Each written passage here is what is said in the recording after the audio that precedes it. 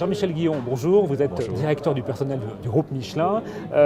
Cette table ronde aujourd'hui qui rassemble plus de 300 participants sur la thématique des RH a vocation à préciser les grandes évolutions, les grandes tendances en matière des métiers des ressources humaines ou de la direction du personnel. Quelle est votre vision? Quelle est la vision du groupe que vous représentez? Notre vision, c'est que le management est en complète évolution. On se retrouvait dans une entreprise industrielle comme la nôtre il y a quelques années où la compétitivité, ça voulait dire d'abord productivité. Et le modèle de management qui avait été mis en place, c'était un modèle de management qui permettait l'amélioration de la productivité. Et ce management-là était un management plutôt directif, plutôt orienté sur les process, sur des standards, sur le reporting. Et aujourd'hui, l'évolution majeure que nous avons à faire, elle est liée au changement et à l'évolution de ce qu'on appelle compétitivité. Parce que la question de la productivité demeure, mais la question de l'agilité, la question de la réactivité est toujours plus présente dans une entreprise comme la nôtre. Alors, on parle aujourd'hui d'une thématique comme la liberté dans l'entreprise, la liberté de l'entreprise est libérée. Est-ce que vous pensez que pour un groupe comme le vôtre, avec la structure qu'il représente, structure hiérarchique, c'est une tendance qui peut être complètement une tendance de fond pour les années à venir? C'est un groupe comme le vôtre a les capacités à se libérer et à se mettre dans une nouvelle mode d'organisation? Alors, nous ne parlons pas encore d'entreprise libérée chez Michelin, mais D'accord. nous insistons sur le thème de l'empowerment. Parce que nous partons du principe que la responsabilisation, c'est bien là que tout le monde nous attend.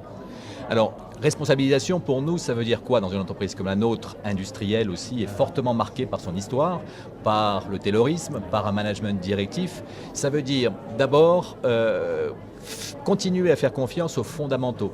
Les structures que nous avons mises en place en termes de système de management perdurent parce qu'elles donnent la professionnalisation et le professionnalisme à l'ensemble de nos salariés. Mais il ne faut pas que l'outil devienne une fin. L'outil, c'est toujours un moyen. Et c'est ce que nous permet de dire la responsabilisation, parce que dans la responsabilisation, on propose aux gens d'utiliser les outils que nous avons mis en place, mais en s'en libérant, en partant du principe que ces outils peuvent évoluer en fonction des besoins et qu'il faut qu'ils dépassent le fait de voir ces outils comme une fin en soi.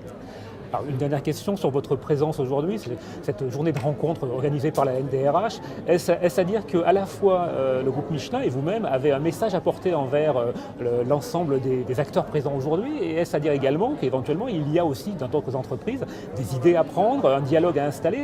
Votre présence aujourd'hui, que recherchez-vous à travers cette présence? On recherche chez Michelin aussi à revenir aux sources.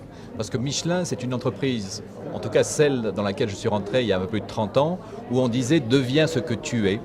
C'est l'homme qui fait son poste. Et c'est aux antipodes des standards et des process que certains, et que nous pratiquons aussi dans certains sites. L'objectif, c'est de pouvoir dire nous ne renions pas tout ce que nous avons mis en place au cours des dernières années pour améliorer la productivité. Mais nous savons que si nous voulons dégager la compétitivité de l'entreprise de demain, nous devons nous servir de ce tronc, de ce squelette, et puis revenir aux origines. Et Michelin est intéressé par toutes ces notions d'empowerment, cette idée d'entreprise libérée, parce que ça nous permet de redonner la place à l'humain, ça nous permet de redonner le pouvoir aux opérateurs dans les usines ou aux commerçants sur la route et en face des clients. Et ça, c'est véritablement la culture dans l'entreprise.